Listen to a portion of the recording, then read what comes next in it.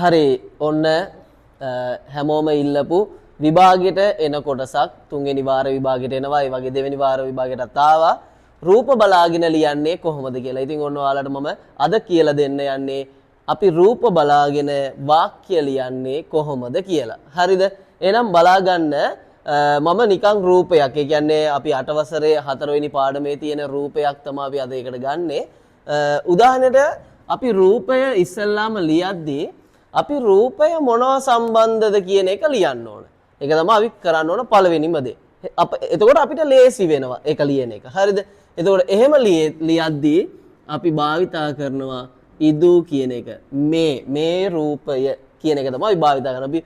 දැන් අපි ගත්තු රූපය පන්ති කාමරය සම්බන්ධ රූපයක්. එතකොට මම ලියනවා இது ஒரு வகுப்பறை பற்றிய படமாகும். හරිද? இது ஒரு வகுப்பறை பற்றிய படமாகும். මේක පන්ති කාමරයක් සම්බන්ධ රූපයක් කියලා කියනවා. ඕනනම් මේකම ගෙදර සම්බන්ධ රූපයක් නම් අපි ලියනවා இது ஒரு මෙතන වහුපරයි කියන කැලල අයින් කරලා இது ஒரு வீடு பற்றிய படமாகும்.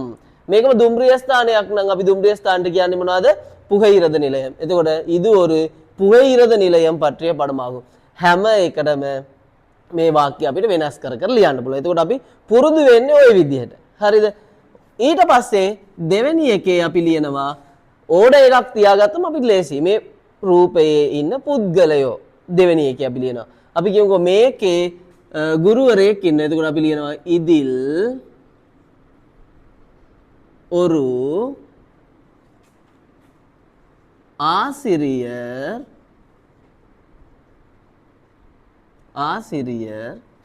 இருக்கின்றார். අපි இருக்கின்றார் කියලා කියන්නේ ගෞරවාර්ථ විදිහට ආසිරියර් කියද්දි ගෞරවාර්ථ විදිහට කියන්න ඕනේ. ඒ නිසා තමයි අපි இருக்கின்றார் කියලා කියනවා. අම්මා කියලා කිව්වත් இருக்கின்றார். ඒයි ගෞරවාර්ථ විදිහට අපි ලියන නිසා. හරිද? ඊට පස්සේ අපිට ලියන්න මොන මේකේ ළමයි ගොඩක් ඉන්නවා. අපි එයාලට කියනවා ඉංගු නිරය ගොඩාක්නේ. එතකොට ඉංගු නිරය පොදු වචනයක් විදිහට අපි ගන්නවා මානවර්ගල්. එතකොට ශිෂ්‍යෝ ශිෂ්‍යාවන් දෙන්නම ඉන්නවා. එතකොට ඉංගු නිරය මානවර්ගල්. එතකොට ඉරුක්කින්රාර්ගල් කියලා කියන්න ඕනේ අපි. ඉරුක්කින්රාර්ගල් බහු වචනය අවර්ගල් කියන එක. එතකොට මානවර්ගල් කියද්දි ඉරුක්කින්රාර්ගල්. ආසිරියර් කියද්දි ඉරුක්කින්රාර්. එක්කෙනෙක් නම් එහෙම. ගොඩක් අය නම් මේ විදිහට අපි ලියන්න ඕනේ. ගොඩක් අයගේ වර්ධින තැන ඔන්න ඔතන. ඊට පස්සේ අපි ලියනවා ආයේ ඉදිල් ගොඩාක් තියෙනවා මොනවාද? පුටු මේස. මේ දෙකම අපිට කියන්න පුළුවන්. ඉදිල් பல மேசைகளும் கதிரைகளும்.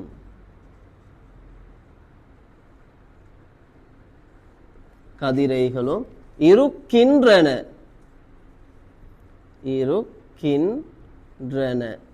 මේ පණ නැති දෙයක් නම් අපි ඉරුක්කින්රන කියලා කියනවා. ඔය විදිහට එකක් නම් ඉරුක්කින්රදු කියලා අපිට කියන්නත් පුළුවන්. පස්වෙනි එකේ අපි ලියනවා இப்படத்தில் මේ රූපයේ இப்படத்தில் மேசைக்கு மேலே பூச்சாடி